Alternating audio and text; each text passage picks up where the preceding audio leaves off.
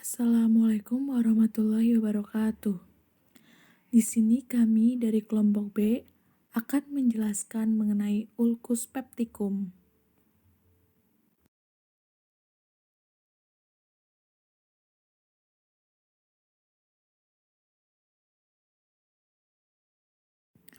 Yang pertama, kita akan membahas mengenai pengertian ulcus pepticum.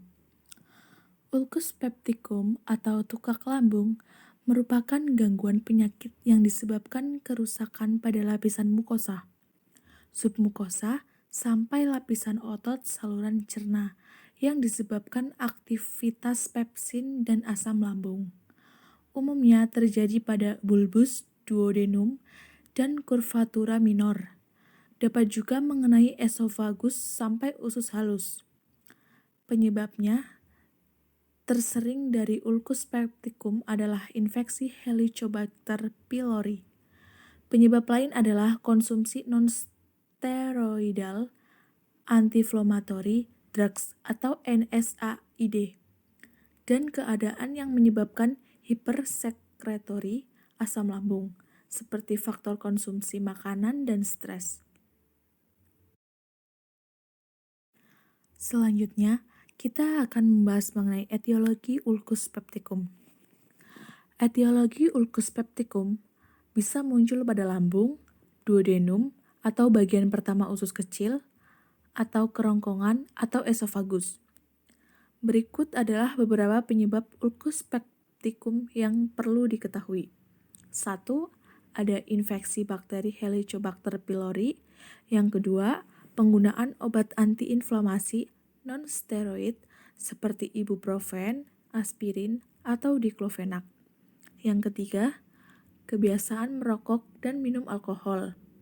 Yang keempat, stres yang tidak segera diatasi. Dan yang terakhir, masalah kesehatan seperti tumor pankreas dan pengobatan radiasi pada area lambung. Berikutnya, kita akan membahas mengenai gejala ulcus pepticum. Gejala utama ulcus pepticum adalah nyeri pada perut. Nyeri ini muncul karena adanya iritasi lambung yang membasahi luka. Biasanya, nyeri muncul pada malam hari dan terasa semakin parah saat perut kosong. Pada kondisi yang lebih parah, nyeri yang dirasakan bisa menyebar ke leher, pusar, hingga punggung.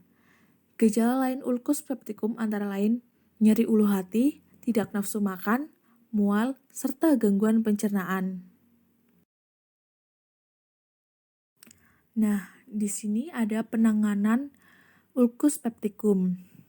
Yang pertama, berhenti merokok dan batasi konsumsi minuman keras, teh, dan kopi. Yang kedua, kita harus menghindari konsumsi makanan pedas atau berlemak. Yang ketiga, perbanyak konsumsi makanan yang mengandung probiotik atau seperti yogurt.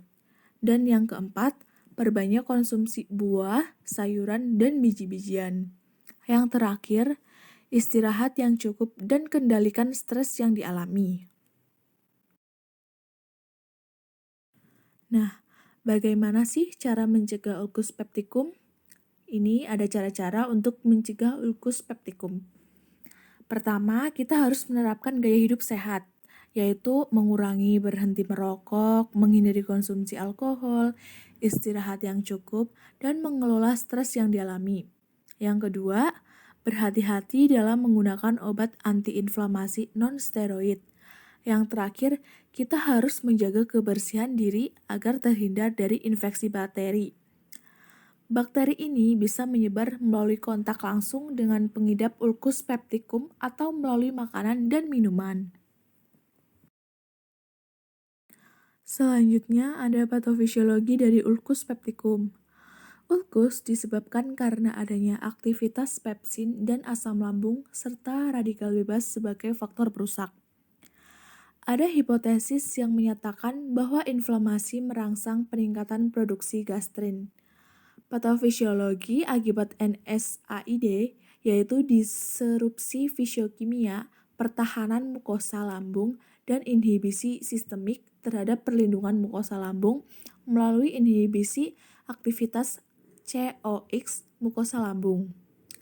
Terjadinya ulkus peptikum melalui mekanisme ROS, yaitu dengan memediasi kerusakan mitokondria, yaitu lipid, protein, dan oksidasi DNA yang sehingga sistem pertahanan menurun dan menyebabkan apoptosis dan cedera mukosa.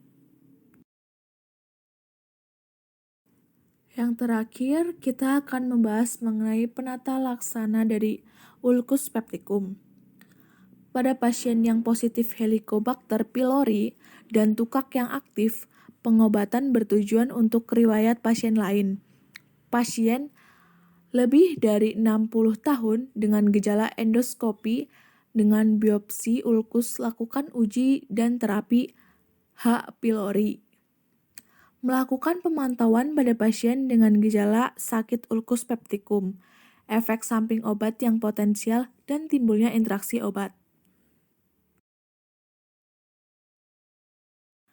Ya, sekian presentasi dari kelompok B mengenai ulkus peptikum. Terima kasih. Wassalamualaikum warahmatullahi wabarakatuh.